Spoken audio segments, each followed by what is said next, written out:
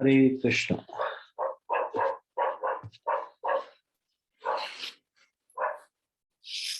आप सभी लोगों का भगवत गीता ज्ञान प्रबोधनी सत्र में स्वागत है।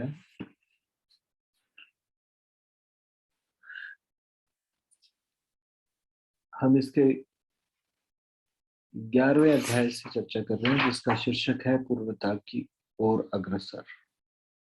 तो इससे पहले कि हम ये शुरू करें, कृपया आप सब लोग मेरे साथ ये मंगलाचरण पढ़ लीजिए। ओम अज्ञानतिमिरान्धस्य ज्ञानाञ्जनशलाकया चक्षुरुन्मिलितं येन तस्मै श्रीगुरुवे नमः। श्रीचैतन्यमनोभीष्टं स्थापितं येन भूतले स्वयं रूपः कदा मह्यं ददाति स्वपदान्तिकम्। वन्देऽहं श्रीगुरोः श्रीयुतपदकमलं श्रीगुरून् वैष्णवांश्च श्रीरूपं साग्रजातं सहगण रघुनाथान्वितं तं सजीवम् साद्वैतं सावधूतं परिजनसहितं कृष्ण चैतन्यदेवं श्रीराधा कृष्णपादान् सहगण ललिता श्रीविशाखान्वितांश्च। हे कृष्ण करुणा सिंधो दीनबंधो जगतपते गोपेश गोपिका कांत राधा कांत नमोस्तुते। तप्त कांचन गौरांगी राधे वृंदावनेश्वरी वृषभानुसुते देवी प्रणमामि हरिप्रिये। वाञ्छाकल्पतरुभ्यश्च कृपा सिन्धुभ्य एव च पतितानां पावनेभ्यो वैष्णवेभ्यो नमो नमः। जय श्री कृष्ण चैतन्य प्रभु नित्यानंद श्री अद्वैत गदाधर श्रीवासादि गौर भक्तवृंद। हरे कृष्ण कृष्ण कृष्ण हरे हरे, हरे राम राम राम हरे हरे। तो कल हमने चर्चा की थी पुनर्जन्म आंतरिक व बाह्य,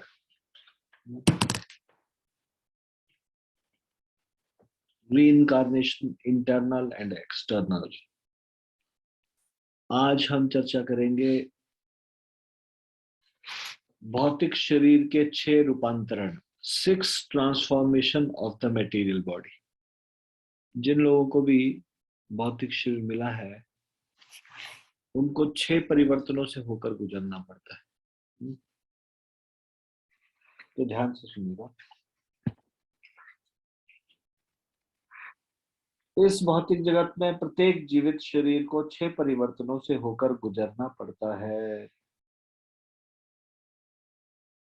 एवरी लिविंग बॉडी, चाहे कोई भी हो, ये इन दिस मटेरियल वर्ल्ड, इस भौतिक संसार की कोई भी लिविंग बॉडी हो, that has to undergo 6 changes। अब ये क्या है, इसको आपको याद रखना पड़ेगा, इसको याद रखिएगा। सबसे पहले जन्म, बर्थ, उसके बाद ग्रोथ, विकास, उसके बाद मेंटेनेंस या फिर पोषण, उसके बाद प्रोडक्शन ऑफ बाय प्रोडक्ट्स या फिर संतान उत्पत्ति,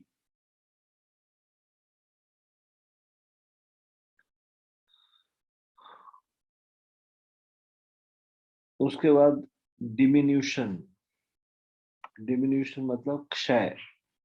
सारी चीजें पहले बढ़ती है, फिर उसके बाद क्षय होनी शुरू हो जाती है, और फिर मृत्यु।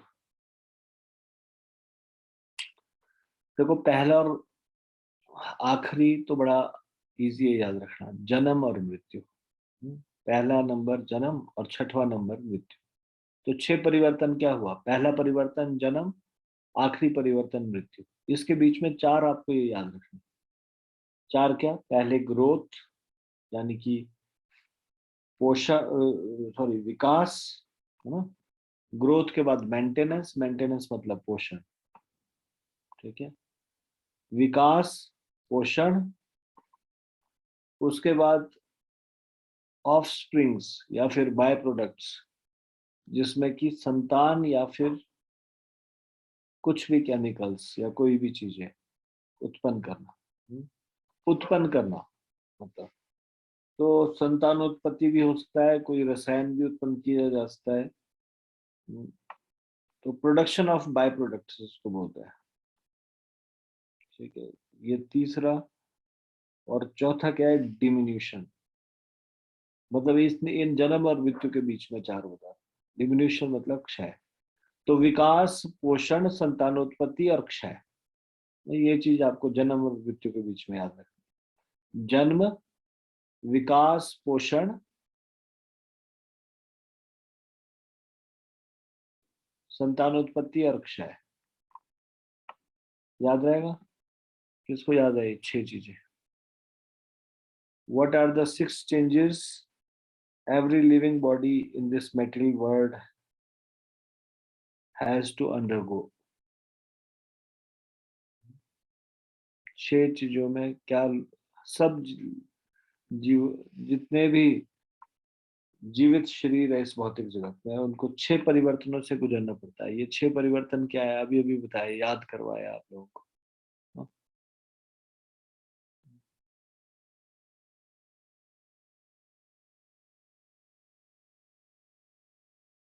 कलौती बता दी आपने शुरू से। चलो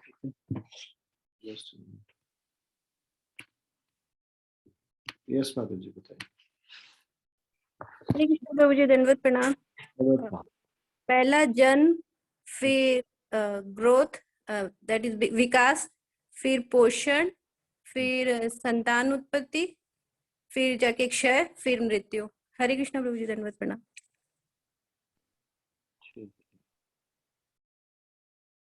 एक दूसरा और पूछता हूँ। मुस्कान माता जी आप बताइए। हरे कृष्ण प्रभु जी, दंडवत प्रणाम। प्रभु जी, सबसे पहला है कि बर्थ, उसके बाद ग्रोथ, फिर मेंटेनेंस, फिर ऑफस्प्रिंग्स या बाय प्रोडक्ट्स, और उसके बाद डिमिनिशन, और फिर डेथ। हरे कृष्ण प्रभु जी, दंडवत प्रणाम। खुशी माता जी। हरे कृष्ण प्रभु जी, दंडवत प्रणाम। प्रभु जी, पहले जन्म, फिर विकास, फिर पोषण, फिर संतान उत्पत्ति, फिर क्षय और फिर मृत्यु। हरे कृष्ण प्रभु जी, दंडवत प्रणाम। ठीक है, धन्यवाद। तो ये 6 चीजें हैं जिससे हर एक जीवित शरीर को जिन 6 परिवर्तनों से गुजरना पड़ता है। ये परिवर्तन सभी जीवित शरीरों में होते हैं, चाहे वे वृक्ष हो, पशु हो, मानव हो। उदाहरण के लिए एक पुष्प एक कली के रूप में जन्म लेता है, बढ़ता है, 2 अथवा 3 दिवस के लिए खिला रहता है, बीज की उत्पत्ति करता है, धीरे धीरे मुरझाता है और फिर समाप्त हो जाता है। लोग यदा कदा सोचते हैं कि वैज्ञानिक विकास द्वारा मानव अमर हो जाएगा। हम शरीर के इन 6 परिवर्तनों को रोक नहीं सकते, तो मृत्यु को रोकने का प्रश्न ही नहीं उठता। We cannot even stop these 6 changes in the body. What to say about stopping the death? तो ये भौतिक शरीर के 6 रूपांतरण है। भौतिक शरीर के 6 रूपांतरण। अब हम चर्चा करेंगे, क्या हम बंदरों से मनुष्य तक विकसित हुए हैं?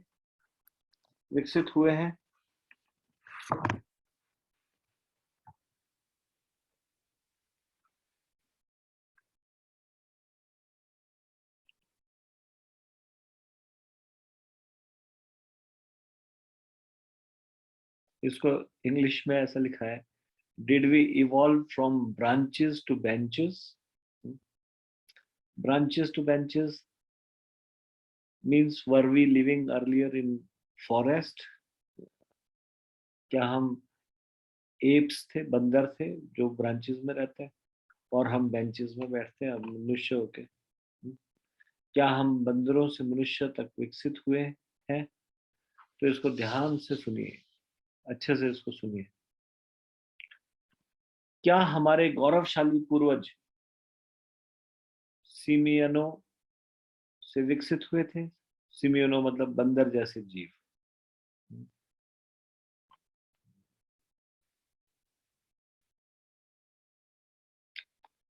इस जगत में जीवन का उद्भव कैसे हुआ और ब्रह्मांड कहाँ से प्रकट हुआ।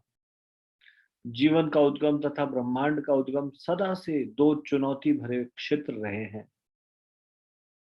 जहां वैज्ञानिक संतोषप्रद वैज्ञानिक स्पष्टीकरण दे पाने में अक्षम रहते हैं।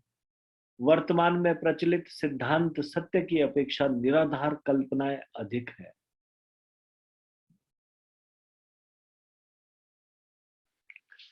वर्तमान में प्रचलित सिद्धांत का मतलब क्या? The theories that exist now. कौन सी थ्योरीज?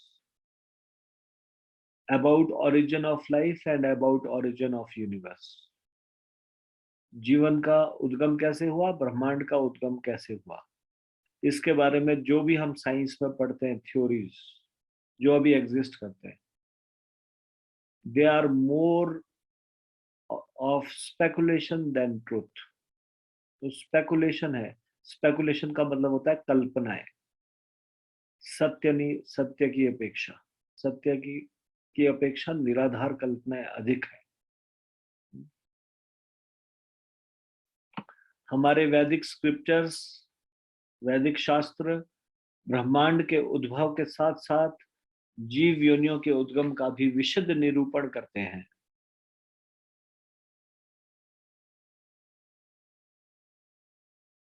वे उल्लेख करते हैं कि भगवान ने ब्रह्मांड के प्रथम अभियंता मतलब फर्स्ट इंजीनियर। इस ब्रह्मांड का फर्स्ट इंजीनियर कौन है? किसको बोला प्रथम अभियंता? ब्रह्मा जी को बोला। भगवान ने ब्रह्मांड के प्रथम अभियंता ब्रह्मा जी को उत्पन्न किया। तत्पश्चात उन्होंने समस्त योनियों, जिन्हें हम इस जगत में देखते हैं, की रचना की। वेदों में लाखों लाखों श्लोक हैं जो न केवल बृहद है अपितु उनके अर्थ गूढ़ तथा गहन भी है।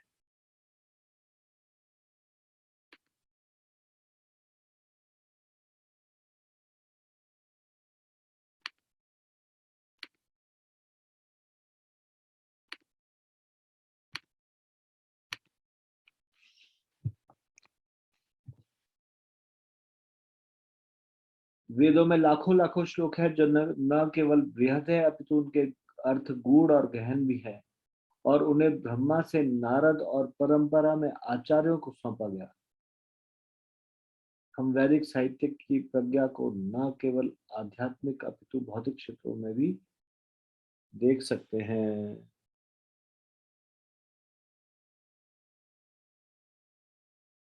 वैदिक साहित्यों की प्रज्ञा को मतलब we can see the wisdom of Vedic literature।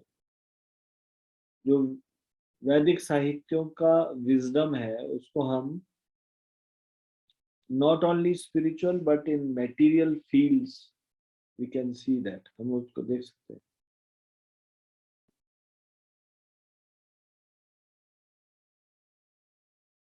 लेकिन जो modern atheistic theory of evolution है, विकास का आधुनिक नास्तिकतावादी सिद्धांत एक कल्पित विचार प्रस्तुत करता है कि मानव का उद्गम सिमियनों से हुआ है। सिमियन मतलब बंदर जैसे जीव। आदि मानव पाषाण युग पुरुष थे जो कि असभ्य थे, और आधुनिक मानव सबसे अधिक विकसित तथा सभ्य पुरुष है, ऐसा वो कहते हैं। यह मिथ्या सिद्धांत बच्चों को भगवान में विश्वास को नष्ट करने हेतु और उनमें यह भावना डालने कि वेद तथा धर्म आधुनिक मानव के लिए नहीं अपितु कुछ अंधविश्वासी संकीर्ण बुद्धि वाले लोगों के लिए है, प्राथमिक शाला की पुस्तकों में ही पढ़ाया जाता है। मतलब छोटे से बच्चों को ये सिखाना शुरू करते हैं ताकि उनके अंदर अविश्वास हो, भगवान के ऊपर, शास्त्रों के प्रति अविश्वास हो। इसलिए उनको ये उल्टा सिद्धांत बता रहे हैं।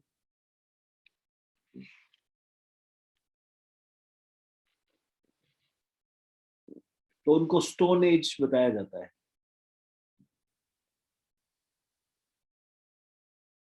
कि स्टोन एज के जो लोग थे वो अनसिविलाइज्ड थे, और जो मॉडर्न मैन है, he is the most civilized, evolved and civilized man. This is a bogus theory.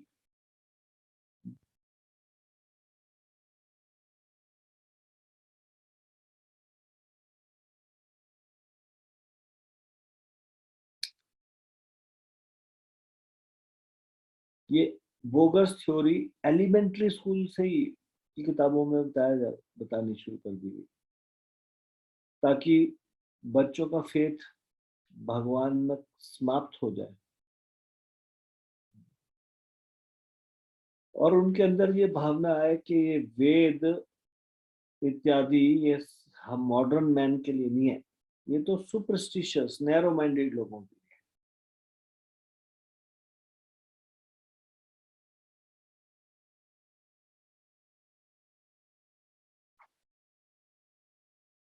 माता पिता के लिए यह जानना महत्वपूर्ण हो जाता है कि हम मानवों के मनु, सप्त ऋषि तथा ब्रह्मा जैसे गौरवशाली पूर्वज हैं। हम बंदरों के वंशज नहीं हैं। इस तथ्य को प्रमाणित करने के लिए हम यहाँ कुछ वैज्ञानिक स्पष्टीकरण प्रस्तुत कर रहे हैं। आपको विस्तृत जानकारी हमारी पुस्तक योर सीक्रेट जर्नी में मिलेगी। यदि माता पिता इन सरल तर्कों को समझ सके तो वे अपने बच्चों को सही विवेक सिखा सकते हैं।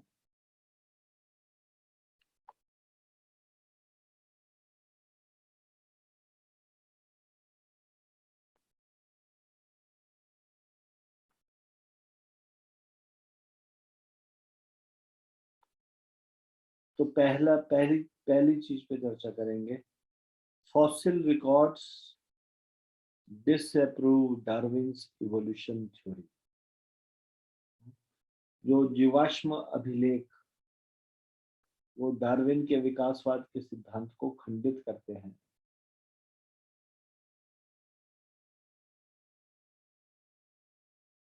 फॉसिल्स जो कि एंशिएंट फॉर्म्स ऑफ लाइफ के रिमेन्स है, उनके जो अस्थि पिंजर के रूप में पाए जाते हैं या बोन्स के रूप में पाए जाते हैं, हड्डियों के रूप में, दांत के रूप में, खोपड़ियों के रूप में,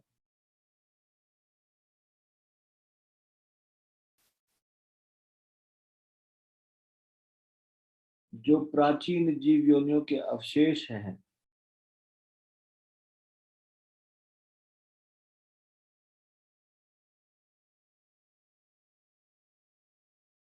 तो फॉसिल्स कहाँ पाए जाते हैं? ये skeleton, bones, teeth, shells, earth crust,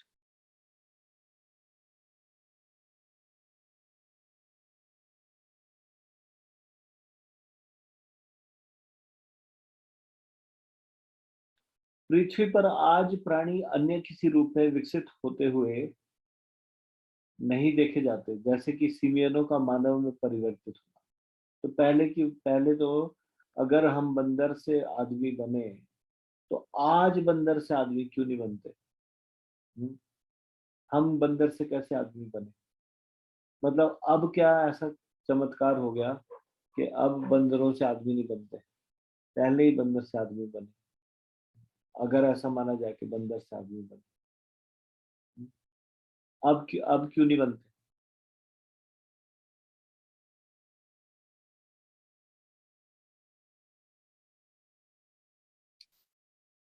उसके स्थान पर वे सभी रूप में पूर्ण तथा अन्य प्रकार से भिन्न है। डार्विन ने सोचा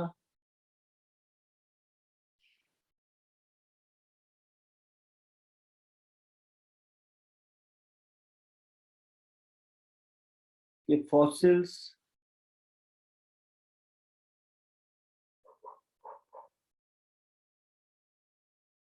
कुछ कंफर्मेशन प्रोवाइड करेंगे कि वन स्पीशीज से इवॉल्व हुए हम अनदर स्पीशीज में।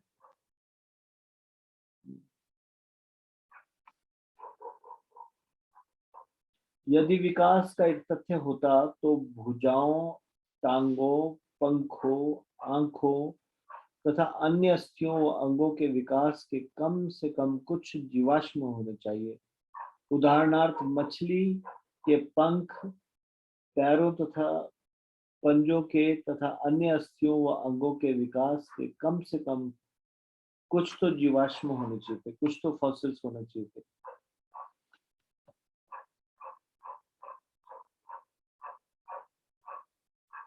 उदाहरणार्थ मछली के पंख, पैरों तथा पंजों के साथ उभयचर की टांगों में तथा फेफड़े, गलफड़ों में परिवर्तित होने चाहिए थे।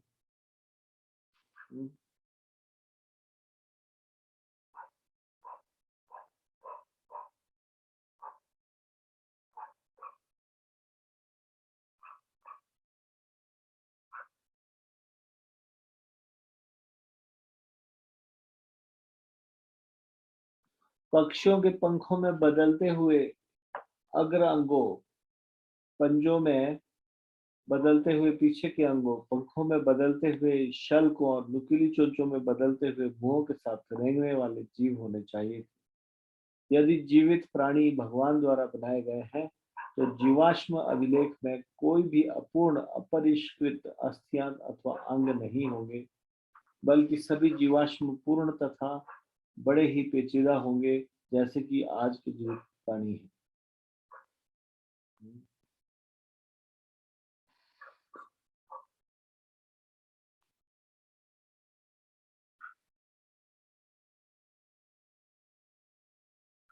डार्विन ने ये अपेक्षा की, उन्होंने सोचा कि यदि जीवाश्म मतलब फॉसिल एक प्रजाति से दूसरे प्रजाति जैसे कि सिमियोनों के से मानव में क्रमिक विकास दर्शाते हैं तो यह उसके सिद्धांत को सिद्ध करेगा। जब जीवाश्म खोजे गए थे, जीवाश्म अभिलेख ने जो भी दर्शाया वह डार्विन व उसके अनुयायियों को जो अपेक्षित था उसके बिल्कुल विपरीत था। प्राकृतिक विज्ञान के प्राध्यापक जॉन एन मूरे ने बताया, कुछ 120 वैज्ञानिकों, सभी विशेषज्ञों ने 2500 श्रेणियों में विभाजित पौधों तथा जानवरों के लिए जीवाश्म अभिलेख को प्रस्तुत करने हेतु 800 से अधिक पृष्ठों वाले महान कृति के कार्य को 30 अध्यायों में तैयार किया। पौधे तथा जानवर के प्रत्येक मुख्य रूप अथवा प्रकार का वृत्तांत अन्य सभी रूपों अथवा प्रकारों के वृत्तांत से एक विलग तथा भिन्न दिखाई पड़ता है। पौधों तथा जानवरों दोनों के समूह जीवाश्म अभिलेख अकस्मात प्रकट होते हैं। वेल, चमगादड़, घोड़े, वानर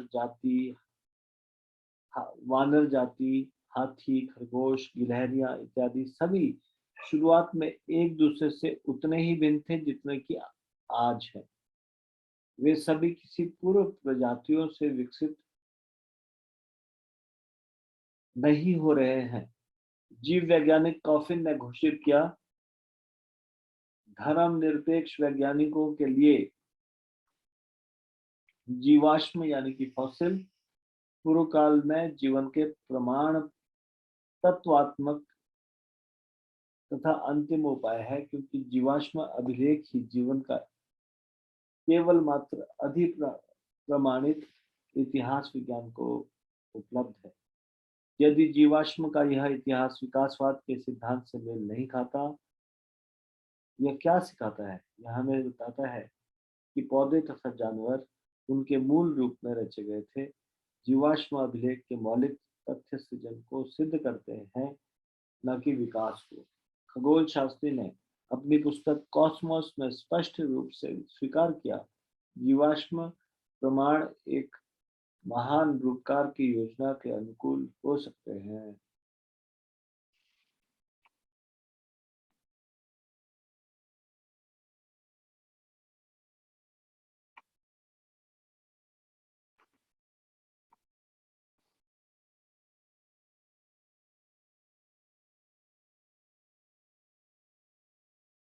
If the fossil history does not agree with the evolution theory, what does it teach?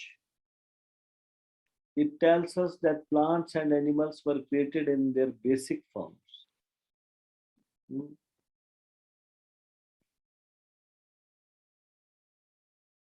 तो जो बेसिक फैक्ट्स है फॉसिल रिकॉर्ड के, वो सपोर्ट करते हैं क्रिएशन को, ना कि इवोल्यूशन को। ऐसा जूलॉजिस्ट कॉफिन ने कहा।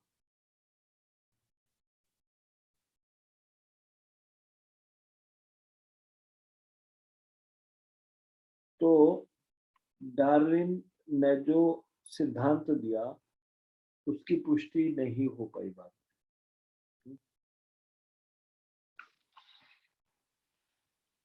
तो fossil records disapprove Darwin's evolution theory. Fossil record से डार्विन थ्योरी डिसअप्रूव होती है।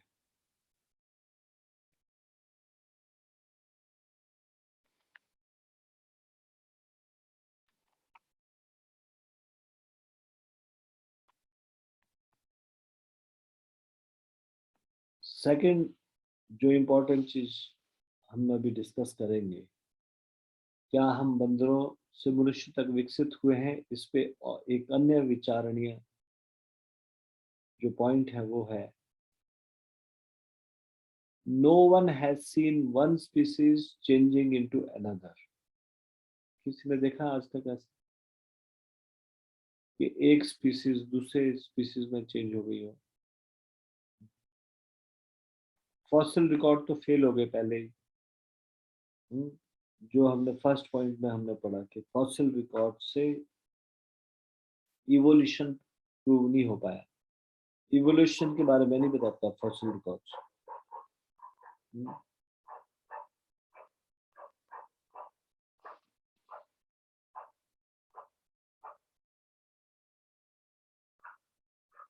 फॉसिल रिकॉर्ड क्रिएशन को सपोर्ट करता है, इवोल्यूशन को सपोर्ट नहीं करता।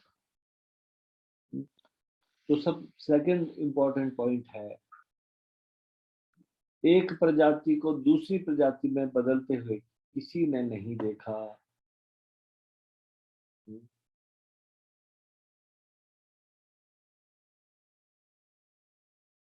जो स्पीसीज है ये स्टेबल परमानेंट फॉर्म्स है।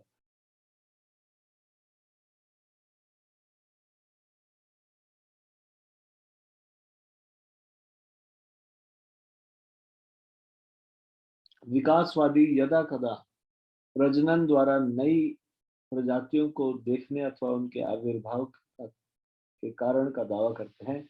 प्रजनन किसमें उत्पन्न करता है किंतु नई प्रजातियां नहीं। प्रजनन क्या है, किसमें उत्पन्न करता है, नई प्रजाति उत्पन्न नहीं करता। जैसे कुत्तों की कई किस्में होती है, परंतु कुत्ते तो सदैव कुत्ते ही रहेंगे, चाहे प्रजनन से हो अथवा उत्परिवर्तन से हो।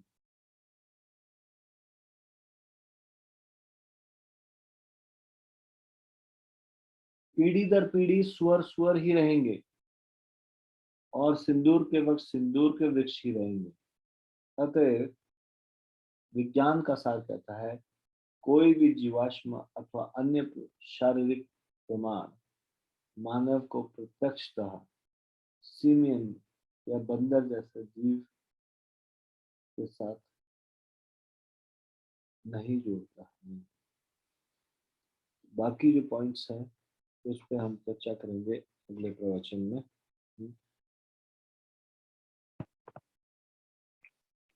अगले प्रवचन में हम चर्चा करेंगे क्या हम बंदरों से मनुष्यों तक विकसित हुए, इसके बारे में और भी कुछ विचार बताएंगे, उसके वो हम चर्चा करेंगे। यहीं पे इसको विराम देते हैं। भगवत गीता ज्ञान प्रबोधिनी की जय, श्रीमद् भगवत गीता की जय, शिल प्रभुपाद की जय, निताई गौर प्रेमानंदे।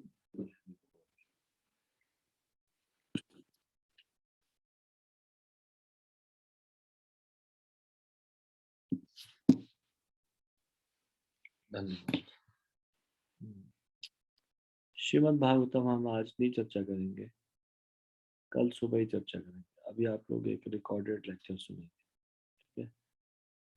अचिंत्य गौर प्रभु, हरे कृष्ण प्रभु जी। जी प्रभु जी, मैं प्ले। Are you ready? ये